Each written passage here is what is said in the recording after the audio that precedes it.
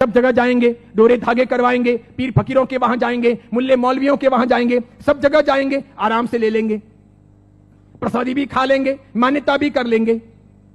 शिरडी के साईं बाबा को बहुत लोग मानते हो, जिनके इतिहास को 100 साल अभी पूरे हुए ईस्वी सन 2018 में। ईस्वी सन 1918 में इन्होंने शिरडी में समाधि ली थी, ऐसा कहा जाता है। 100 साल इनकी समाधि को पूरे हुए। कई लोग इनको भगवान मानते हैं, कई लोग इनको चमत्कारिक देव मानते हैं, कई लोग इनको महापुरुष मानते हैं, वहां जाते हैं और मत्था टेकते हैं। जरा सुनिए ये कौन थे। मेरा दावा है, हिंदू हो या जैन हो, जो इनको मानते हैं, उन 100 में से 99 लोगों को भी ये पता नहीं है कि ये कौन थे। 99 लोगों को भी ये पता नहीं है कि ये कौन थे, कौन है, इन्हें क्यों लाया गया, ये 99 को पता नहीं। बेवकूफी की पराकाष्ठा देखो, जब पता नहीं और मानते हैं, पता नहीं और स्वीकार करते हैं, पता नहीं और पूछते हैं। बहरुद्दीन पिंडारी नाम का एक व्यक्ति था, ये अफगान से यहां आया था, ये पिंडारी जाति का था। ये मैं तब की बात कर रहा हूं जब औरंगजेब का खात्मा हो चुका था और मुगल साम्राज्य समाप्ति की ओर आगे बढ़ रहा था। धीरे धीरे मराठाओं ने अपना वर्चस्व जमा लिया था और वे हिंदू साम्राज्य की स्थापना के लिए बहुत मजबूती के साथ में आगे बढ़ चले थे। भारत के अंदर, भारतवर्ष के अंदर, अखंड हिंदुस्तान में जोरदार हिंदुत्व साम्राज्य का, हिंदू साम्राज्य का विस्तार होने जा रहा था। ये मैं तब की बात करता हूं। ये पिंडारी लोग लुटेरे हुआ करते थे। ये पूरी अफगान की जाति लूटने फाटने के लिए यहां पर आई थी। मुगलों के काल के अंदर इसने अच्छी खासी मात्रा में जगह जगह लूटपाट की थी। हिंदुओं को टारगेट बनाना, उन्हें लूटना, उनके पैसों को छीनना, उनकी बहन बेटियों को छेड़ना और पसंद आ जाए तो उनकी बहन बेटियों को उठा लेना, ऐसे इनके कर्तव्य हुआ करते थे। 1838 में इस बहरुद्दीन का माफ कीजिएगा, 1838 में इस बहरुद्दीन का जन्म हुआ और यह आगे बढ़ा। उसके बाद में एक फिल्म आई, वो हिंदी फिल्म थी। उस फिल्म को जगह जगह पर दिखाया गया षड्यंत्र के आधार पर। फिल्म में यह बताया गया, औरंगजेब के मरने के बाद पहली बार जब बोलने वाली फिल्में आई, पहली बार जब फिल्म आगे बढ़ी, वो ब्लैक एंड व्हाइट मूवी, जब फिल्मों का जमाना आया, तब यह बताया गया कि ये बहरुद्दीन पिंडारी तो बहुत अच्छा आदमी, बहुत अच्छा आदमी, और ये पिंडारी जाति के लोग तो देशभक्त हैं, देशद्रोही नहीं, ऐसा बताया गया। बावजूद इसके इस बहरुद्दीन ने जगह जगह डकैतियां करना, लूटना फाटना जारी रखा। बड़ी मात्रा में लोगों को तहस नहस करता रहा।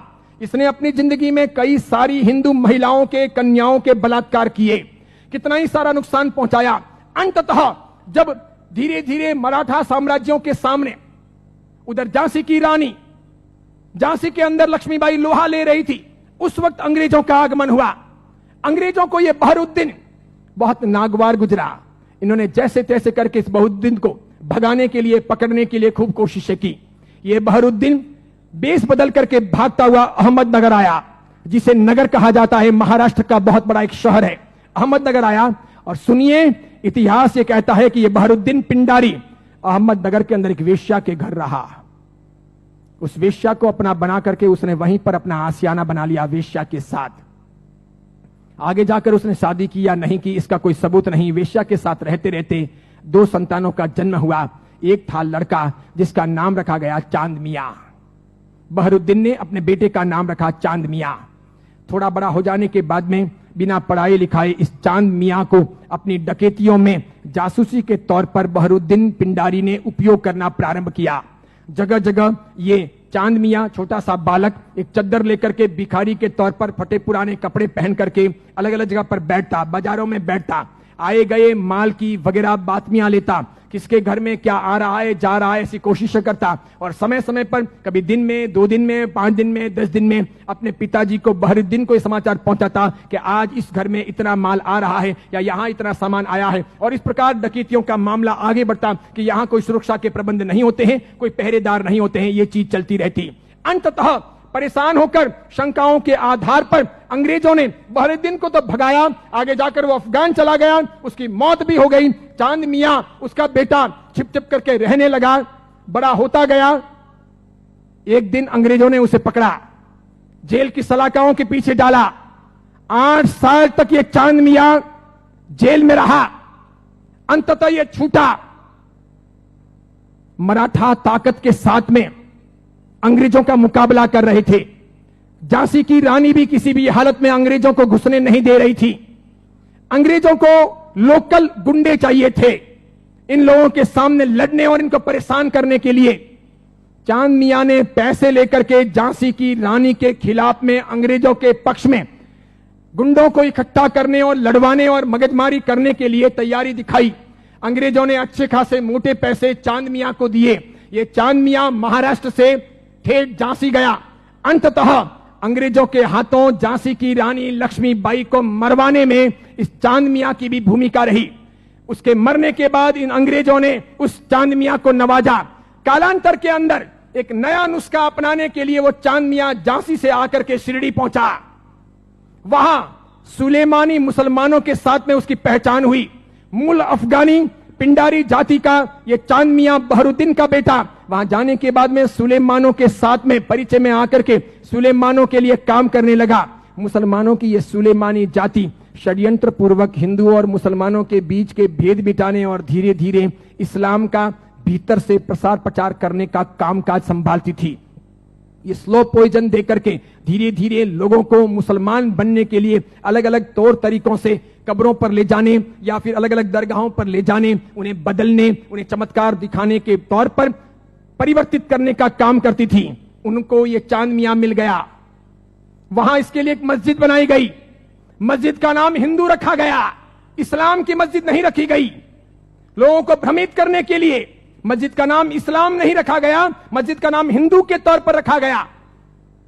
इस इंसान ने अपनी जिंदगी में कभी कुछ काम किया हो, कोई साधना की हो, कोई धर्म चलाया हो, कोई धर्म ग्रंथ लिखा हो, कोई बहुत बड़ा व्यापक काम किया हो, ऐसा एक भी उल्लेख आज तक भारतीय इतिहास में नहीं है।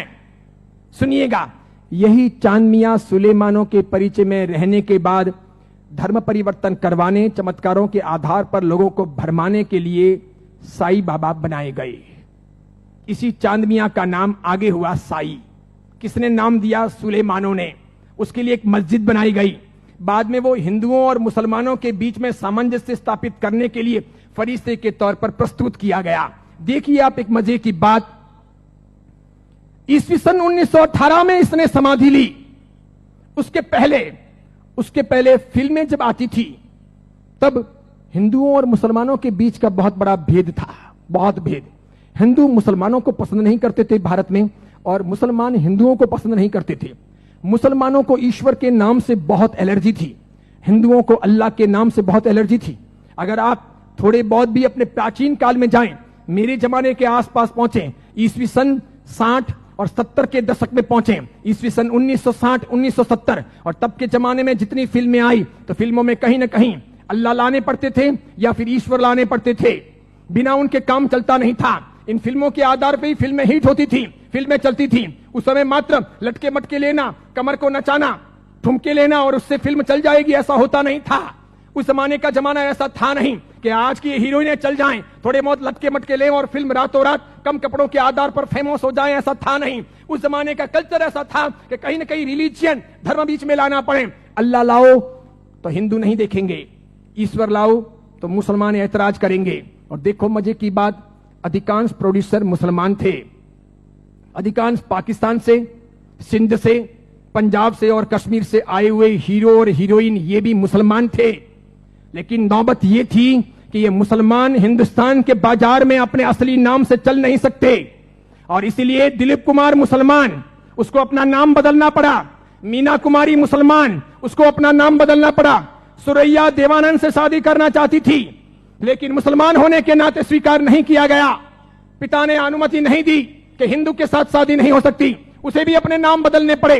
15-20 से अधिक ऐसे हीरो हीरोइन हैं 1960, 1970 और 1980 के दशक के, 1960, 1970 और 1980 के दशक के जिन मुसलमानों को मार्केट में चलने के लिए, स्ट्रेटजी बनाने के लिए अपने नाम बदलने पड़े। वो मुसलमान थे, उनको हिंदू दिखावा करना पड़ा। इधर देखो, जावेद अख्तर हो, सलीम खान हो, नौशाद हो और महमूद खान हो, ये सभी ऐसे प्रोड्यूसर थे जो जन्म से मुसलमान थे, इरादे से मुसलमान थे, हैं भी, इसके सिवाय अन्य अन्य आए और इन लोगों को अपनी फिल्में चलानी थी। इन लोगों ने एक तौर तरीका चलाया कि मुसलमान होने के नाते हिंदुत्व का समर्थन कर नहीं सकते और हिंदू देवी देवताओं को अपने को भ्रष्ट बताना है, क्योंकि आप पुरानी फिल्में देखिए और आज की फिल्में देखिए, किसी भी अल्लाह को कभी गाली नहीं दी जाती, किसी मस्जिद के ऊपर सवाल नहीं किए जाते, कभी कुरान के बारे में कुछ बोला नहीं जाता, लेकिन हिंदू देवी देवताओं की फिल्मों में मजाक होगी। किसी भी हिंदू देवी देवता को मानने वाले पंडित पुजारी को भ्रष्टाचारी, नालायक, रैप करने वाला बताया जाएगा, लेकिन किसी पादरी को, किसी भी मौलवी को रैप करने वाला या भ्रष्ट काम करने वाला नहीं बताया जाएगा। ये सब योजनाएं थी, वो मुसलमान प्रोड्यूसरों ने आगे बढ़ाई। बढ़ाते बढ़ाते उन्होंने वहां बढ़ाई कि उन्होंने देखा कि किसको लाया जाए। तब उन लोगों को साईं बाबा को लाना ठीक लगा कि ये है तो मुसलमान, लेकिन हिंदुओं के बीच में खप जाएगा, है मुसलमान, हिंदुओं के बीच में बिक भी जाएगा, है मुसलमान, हिंदू मुस्लिम के बीच में अपना रास्ता अच्छा सा तय करवा देगा।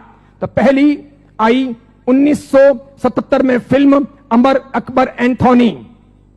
ऋषि कपूर ने उसमें इस साईं बाबा के नाम पर एक लाजवाब गीत गाया, हाथों हाथ वो बिका। फिल्म बहुत चली, देखो आप, फिल्म हिट हुई, बाबा भी हिट हो गए। फिल्म हिट हुई, बाबा भी हिट हो गए। मुझे यह बताओ, साईं बाबा का कौन सा धर्म ग्रंथ है? उन्होंने अपनी जिंदगी में, ये चांद मियां ने जो 8 साल तक जेल रहे, पिताजी के लिए जासूसी का काम किया, अंग्रेजों के हाथों बिके, झांसी की रानी लक्ष्मीबाई को मरवाने में जिसकी भूमिका रही, मराठाओं को बदनाम करने के लिए उसने बहुत काम किया, मराठाओं के स्वाभिमान को तोड़ने के लिए उसने बहुत काम किए, बहुत काम किए, क्योंकि मराठा एकदम पक्के कट्टर हिंदुत्ववादी, उन्हें यह मंजूर नहीं था, तो उनके स्वाभिमान को ठेस पहुंचाने के लिए उसने बहुत काम किए।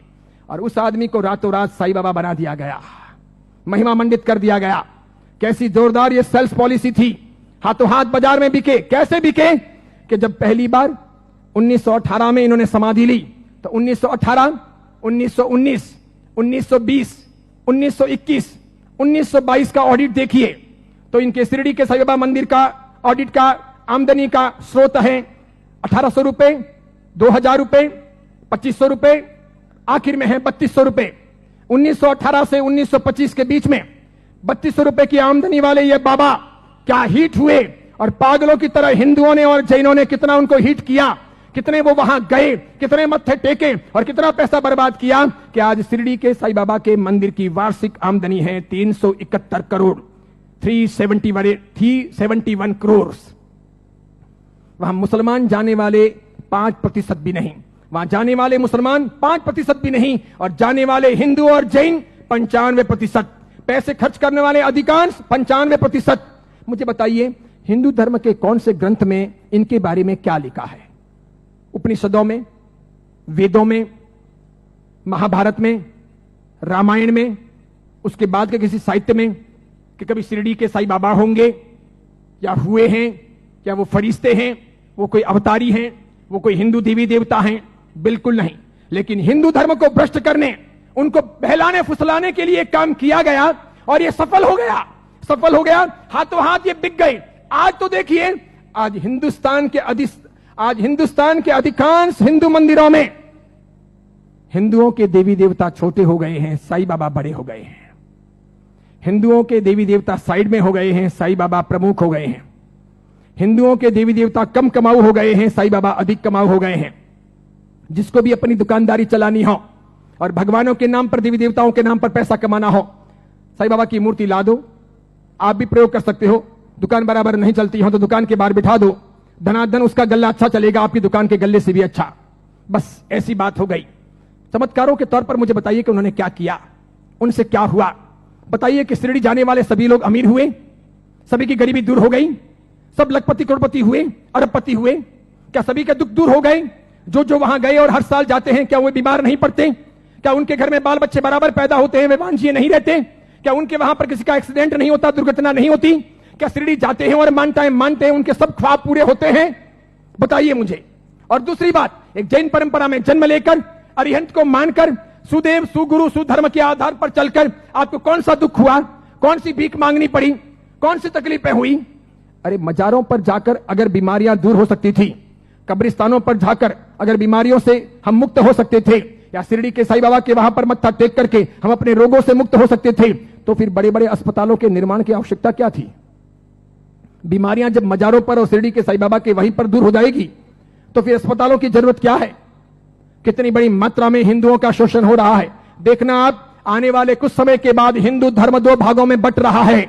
आज मैं उद्घोषणा कर रहा हूं, ये बहुत बड़ी भविष्यवाणी है। इन दोनों के बीच में गहरा संघर्ष चलेगा और इन दोनों के बंटवारे में, इन दोनों की लड़ाइयों में दूसरे धर्म के लोग हावी हो जाएंगे। वे अपना रास्ता तय कर लेंगे और इस प्रकार उनका षड्यंत्र सफल हो जाएगा। आगे जाकर के अब दो प्रकार के हिंदू आपको देखने को मिलेंगे। हिंदू धर्म दो भागों में बंटेगा, एक साई भक्त हिंदू, दूसरे सनातनी हिंदू।